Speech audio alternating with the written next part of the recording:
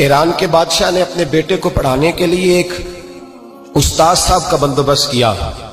استاد صاحب کو کہا کہ میرے بچے کو دین پڑھائیے، میں چاہتا ہوں کل اس نے عنان حکومت کو سنبھالنا ہے تو یہ دین سے آگاہ ہو جائے، اس کو کچھ سکھائیے، پڑھائیے۔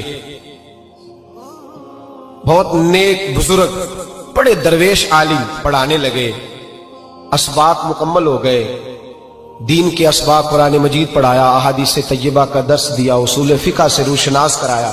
جب بچے نے مکمل تعلیم حاصل کر لی اور آمین ہو گئی، دستار ہو گئی، فارغ ہو گئے، تو پھر ایک دن استاد صاحب نے کہا بیٹے کل تم نے ضرور آنا ہے، کچھ بات کرنی ہے۔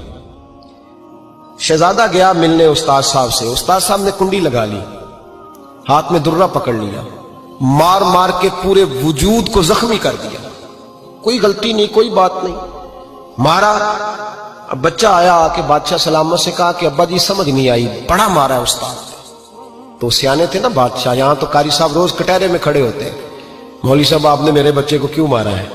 آپ 8,000 کے مولوی ہیں، میرا کئی کروڑ کا بچہ ہے، سویرے بدل لیں گے، خبردار آپ نے بچے کو ہاتھ لگایا، اپنی حیثیت میں رہے معاذ۔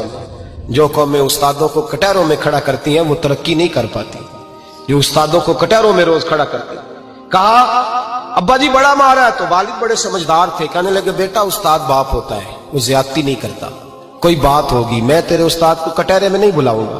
اماں سے بات کی، اماں کہنے لگی بیٹا میں تیرے باپ سے کیسے بات کروں، ڈر رہا تھا۔ وقت گزر گیا، 22 سال بیت گئے، 22 سال گزر گئے، بادشاہ کا انتقال ہوا، شہزادہ تخت پہ بیٹھا، پہلا حکم یہ دیا کہ میرے استاد کو بلاؤ، پہلا حکم۔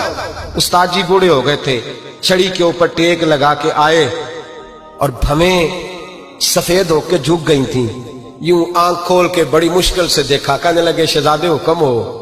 کب میں شہزادہ نہیں، اب میں بادشاہ بن گیا ہوں۔ استاد جی 22 سال بیت گئے، آپ نے مارا تھا، پر وہ درد چونکہ زیادتی کی تھی، میرا قصور کوئی نہیں تھا، تو نہ میری روح سے درد گیا ہے نہ میرے جسم سے گیا ہے، میں بے اختیار تھا، پوچھ نہیں سکتا تھا، آج با اختیار ہوا ہوں۔ سب سے پہلے پہلا حکم آپ کو دیا، بلایا ہے، بتائے کیوں مارا تھا، کیوں مجھے مارا تھا، میری زیادتی بتائے۔ تو استاد بوڑھے استاد کی آنکھیں آنسوں سے بھر گئیں، کہنے لگے بیٹے بس آج کے دن کے لیے مارا تھا، یہ جو دن آ گیا نا میری زندگی میں اس لیے مارا تھا، یہ میں چاہتا تھا میری زندگی میں وقت ہے، آج کے بس میری مراد پوری ہو گئی۔ کہا صاحب کس لیے، مجھے بھی سمجھائیں۔ آپ فرمانے لگے کتنی دیر ہو گئی تجھے مار کھائے ہوئے، کتنا زمانہ بیت گیا؟ کہنے لگا 22 سال۔ فرمایا زخم بھولے تو نہیں، درد ختم تو نہیں ہوئی، تمہیں بات 1 منٹ کے لیے بھی تمہارے حافظے سے محو تو نہیں ہوئی؟ کہ استاد جی روز رات کو یاد آتی، روز خیال آتا تھا۔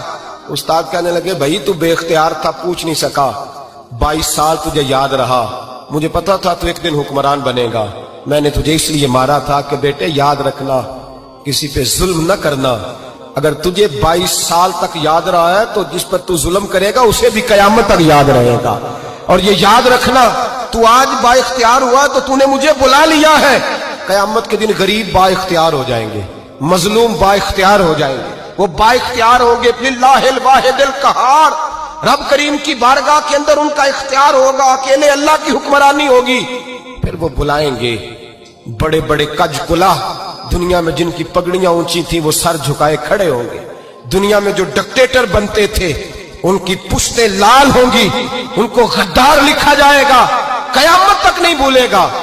ظلم کرنا تو سوچ سمجھ کے کرنا، اتنا کرنا جتنا تم سہ سکتے ہو، اتنی زیادتی کرنا جتنی قیامت میں تم برداشت کر سکتے ہو۔ میرے نبی کریم صلی اللہ علیہ وسلم نے فرمایا ظلم سے بچو، یہ قیامت کے اندھیروں میں سے ایک اندھیرا ہوگا، زندگی میں زیادتی نہ کریں، اگر تھوڑی دیر کے لیے کوئی چیز برداشت کر جائیں گے تو وہ فائدہ دے جائے گی، کچھ دیر کے لیے اگر سہ جائیں گے تو نفع مل جائے گا، سہنے کی کوشش کریں۔